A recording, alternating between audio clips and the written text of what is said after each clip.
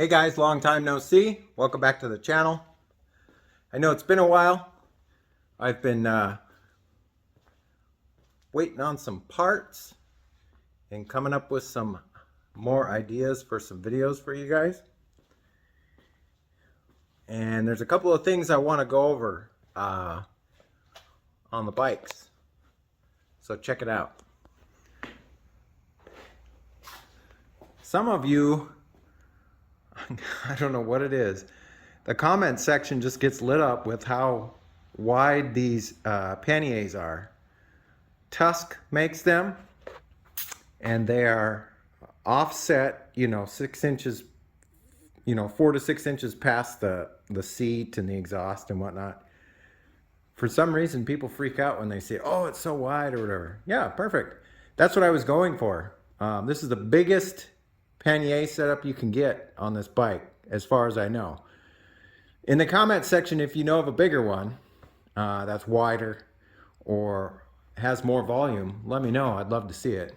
Alternatively, this is the commute setup. So when I commute to and from work, this is how I ride it. The reason being is because it's super visible.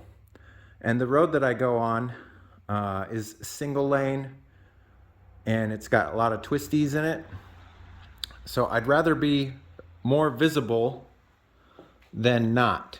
So that was kind of the idea behind it. Plus you can carry a change of clothes. So if you go in the morning and it's 30 degrees out, and then in the afternoon it's 50, obviously you would need a different jacket, or not wear your Aero Stitch suit. When we go off-roading, I do not use these hard boxes. I just usually put my Hazard 4 backpack on the tail shelf here and ride like that. And then those stick out enough that they act as crash bars. Any other pannier setup you get will not act as a crash bar because your exhaust will be the widest point sticking out if you get the other setups. That was part 2 of the design idea that I had in mind when I bought these. So yes, I bought the correct ones. No, I don't care about everybody's opinion and if it's wider or not as wide, or I don't care about that stuff. Additionally, the bike is super stable with more weight. Now, if you look at your owner's manual, and I know a lot of you don't read the owner's manual, you just get on the Facebook page and start posting all kinds of questions that could be answered if you would just read your owner's manual. The payload on this bike, total weight of the bike, the rider, and gear and whatnot, is over 700 pounds. So, the bike weighs 300, the rider is 200, and you can carry an extra, 250 plus pounds of gear with you. So, it doesn't concern me at all. Plus, the bike's been modified so that I have lower gearing and better tune with the Fuel X Auto Tuner. So yeah, if I need to carry more gear, I got the soft bags right there, and they don't stick out as far, and they also act as a crash guard. Anyhow, enough on that subject. I put in a request from you guys to what you wanted to see going forward in some of these bike builds. The Adventure specifically, it seems to be the most popular one. These handguards. So if you look at the factory handguards, they're plastic. The entire thing is plastic. Even the mounts are plastic. So does it do a good job of blocking the wind? Absolutely. It does a fantastic job of that. Does it do a good job when you drop your bike of protecting your handlebars and your brake levers and your clutch lever? No, absolutely not. It does not do a good job of doing that. So we're going to do a little upgrade today. It was suggested by some of you guys. So I went out and got a set of them. Now they do make these in any color known to man. However, for me, I like to be as visible as possible. So I thought the KTM orange would be a really nice addition there, which makes me even more visible. And then of course we have these aluminum backbones that go on your handlebars to protect your brake lever, and it's a good slider. But anyhow, we're going to open this up, do an install. I will stop the time lapse if there's something odd that's not fitting correctly, and I'll let you guys know about it. But I'm guessing that this is going to be a pretty straightforward install. But other than that, let's get started.